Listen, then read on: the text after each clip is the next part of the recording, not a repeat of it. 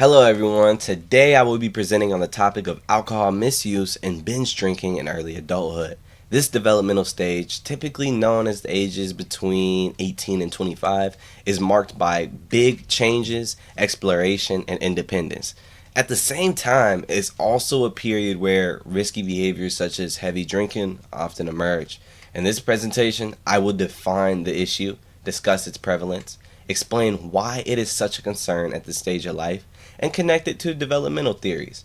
I will also review evidence-based interventions, diversity and equity considerations, ethical implications for social work, and finally, highlight community resources available to support individuals experiencing this challenge.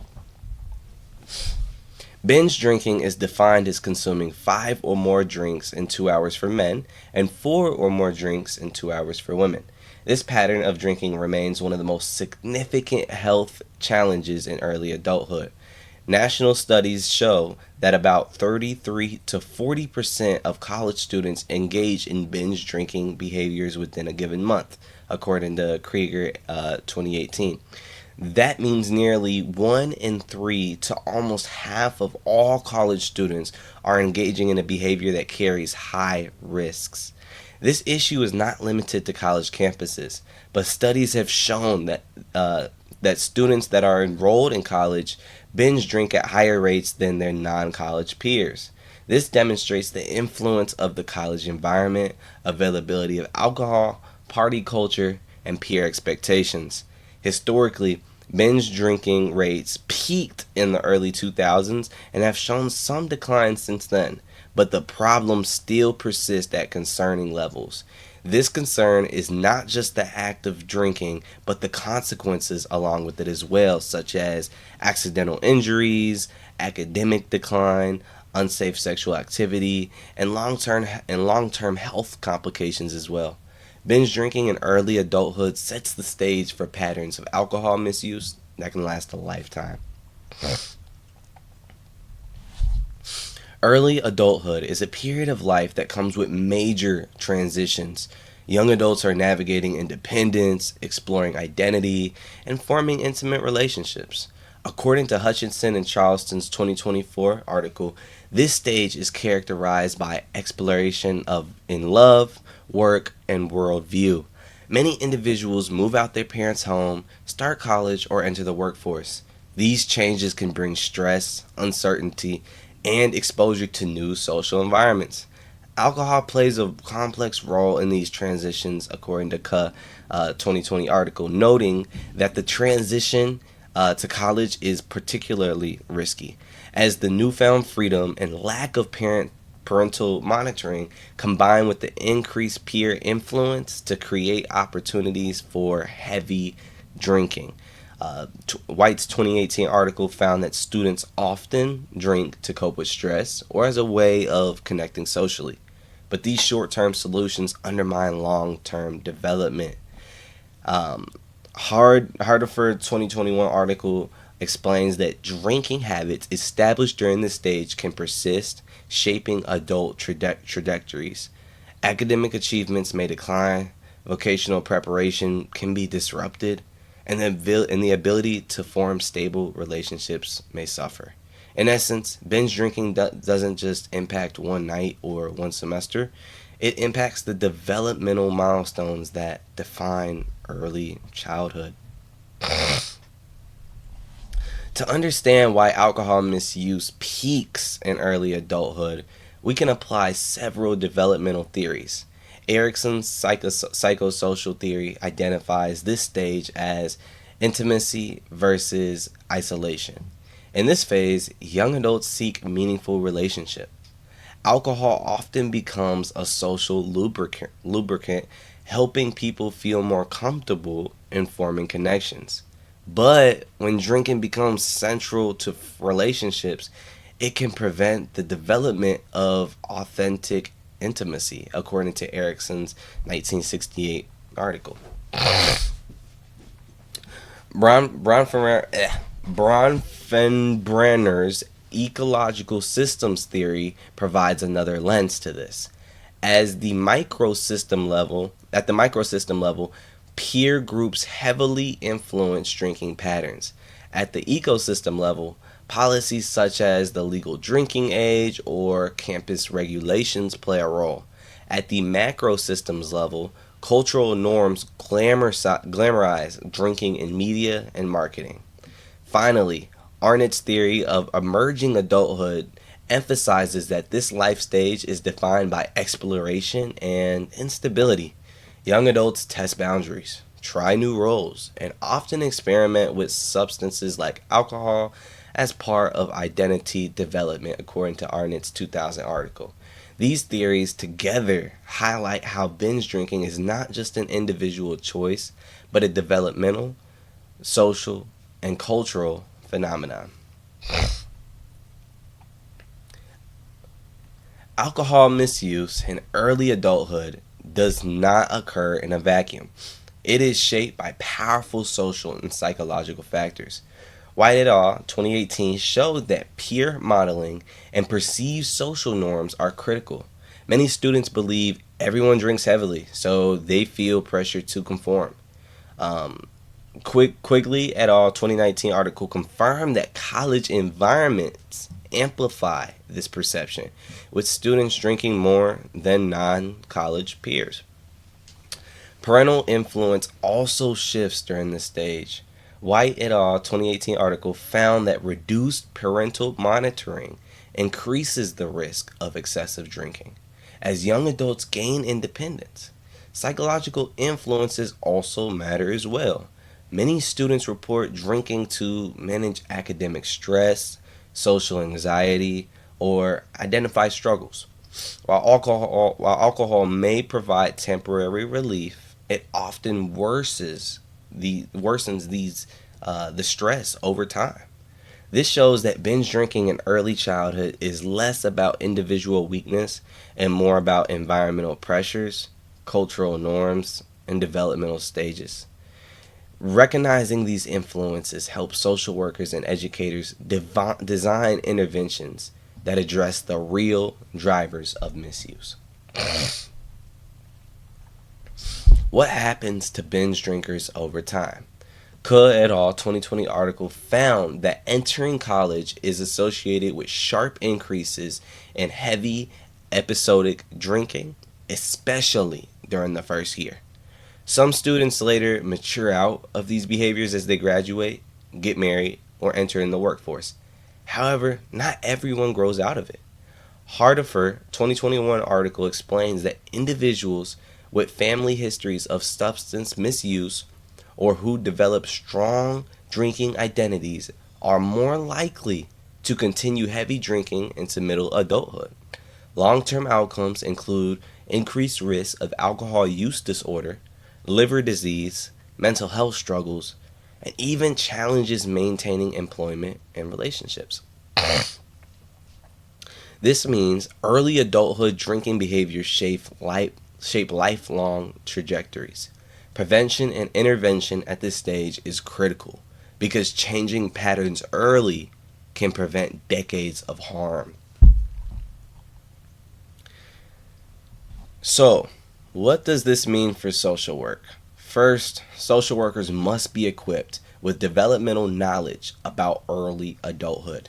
They need to understand the vulnerabilities at this stage, such as identity exploration, stress from transitions, and peer influence, according to White 2020 article and Cook 2020 article.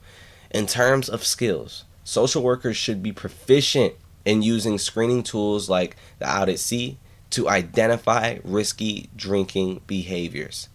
They must also be trained in motivational interviewing, a technique that helps young adults reflect on their behaviors and consider change. Harm reduction strategies are essential as well, especially on college campuses where abstinence-only approaches may not be realistic, according to Bonsu 2024 article. Social workers also play an advocacy role as well, pushing for policies that expand prevention programs, ensure equitable access to treatment, and promote culturally responsive care. Finally, Interdisciplinary collaboration is vital. Social workers must work with healthcare providers, educators, and community organizations to create a network of support.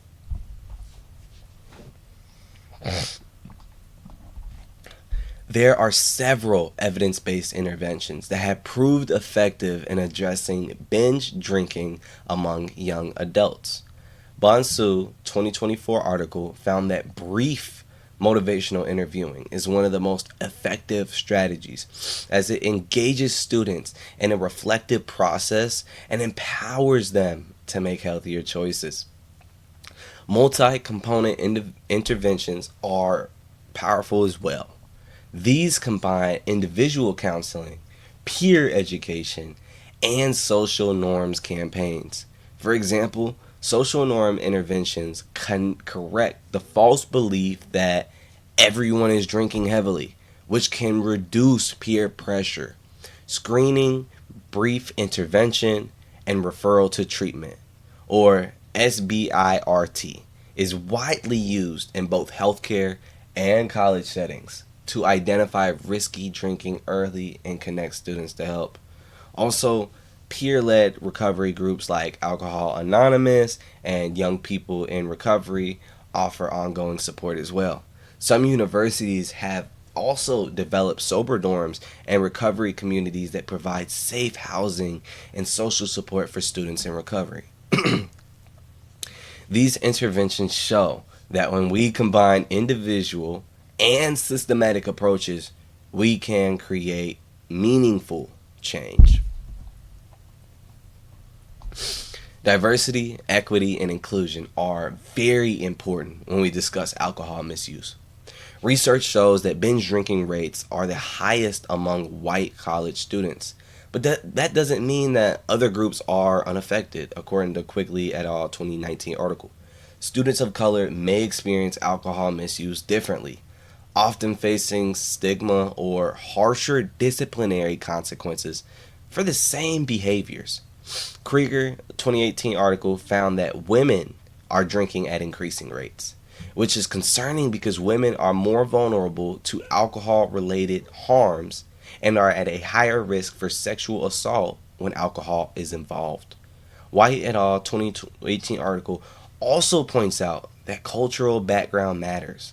Immigrant or first-generation students may experience tensions between family expectations and campus culture.